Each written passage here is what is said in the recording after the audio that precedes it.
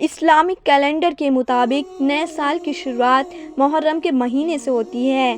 شیعہ مسلمانوں کے لیے یہ مہینہ بے حد غم بھرا ہوتا ہے۔ جب بھی محرم کی بات ہوتی ہے تو سب سے پہلے ذکر کربلا کا کیا جاتا ہے۔ آج سے لگ بھگ 1400 سال پہلے تاریخ اسلام میں کربلا کی جنگ ہوئی تھی۔ یہ جنگ ظلم کے خلاف انصاف کے لیے لڑی گئی تھی۔ اس جنگ میں پیغمبر محمد کے نواسے امام حسین اور ان کے 72 ساتھی شہید ہو گئے تھے۔ اس لیے کہا جاتا ہے ہر کربلا کے بعد اسلام زندہ ہوتا ہے۔ اسلام کی جہاں سے شروعات ہوئی، مدینہ سے کچھ دوری پر معاویہ نامک شاسک کا دور تھا۔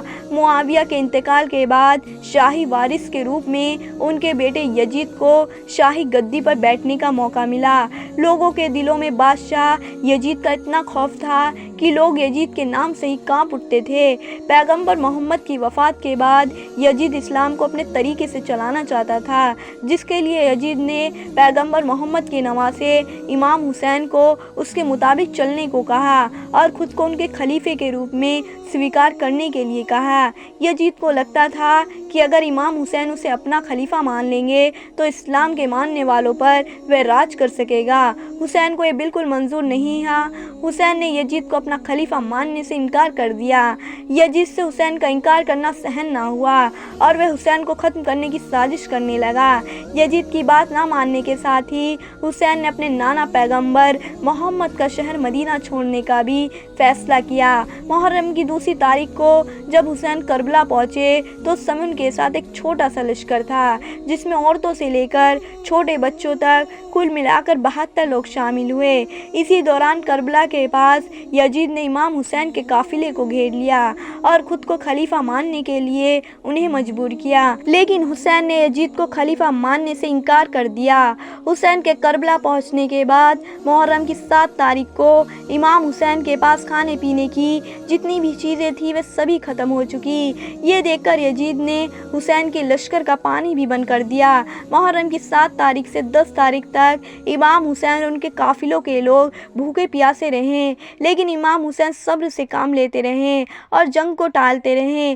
ہر ڈھلتے دن کے ساتھ یزید کے ظلم بڑھتے ہی جا رہے تھے۔ یہ دیکھنے کے بعد امام حسین نے اپنے قافلے میں موجود لوگوں کو وہاں سے چلے جانے کے لیے کہا، لیکن کوئی بھی حسین کو چھوڑ کر وہاں سے نہیں گیا۔ محرم کی 10 تاریخ کو یزید کی فوج نے حسین اور ان کے ساتھیوں پر حملہ کر دیا۔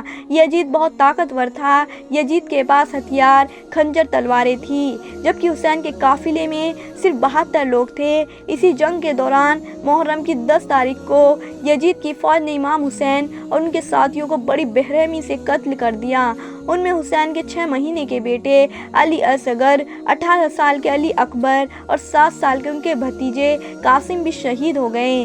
یہی وجہ ہے کہ محرم 10 تاریخ سب سے اہم ہوتی ہے، جسے روزہ عاشوراء کہتے ہیں۔ حسین کا قتل کرنے کے بعد یزید نے پہلے بیس سمرتھکوں کے گھر میں آگ لگا دی۔ اس کے بعد قافلے میں موجود لوگوں کے گھر والوں کو اپنا قیدی بنا لیا۔ کربلا میں اسلام کے حق میں جنگ کرتے ہوئے امام حسین اور ان کے پریوار کے لوگ محرم کی 10 تاریخ کو شہید ہوئے تھے۔ حسین کی اسی قربانی کو یاد کرتے ہوئے محرم کی 10 تاریخ کو مسلمان الگ الگ طریقوں سے غم ظاہر کرتے ہیں۔ شیعہ لوگ اپنا غم ظاہر کرنے کے لیے ماتم کرتے ہیں، مجلس پڑھتے ہیں۔ محرم کا چاند دکھائی دیتے ہی سبھی شیعہ سمدائے کے لوگ پورے 2 مہینے 8 دنوں تک شوق مناتے ہیں۔ اس دوران وہ لال، سرخ اور چمک والے کپڑے نہیں پہنتے ہیں۔ ان دنوں زیادہ تر کالے رنگ کے ہی کپڑے پہنے جاتے ہیں۔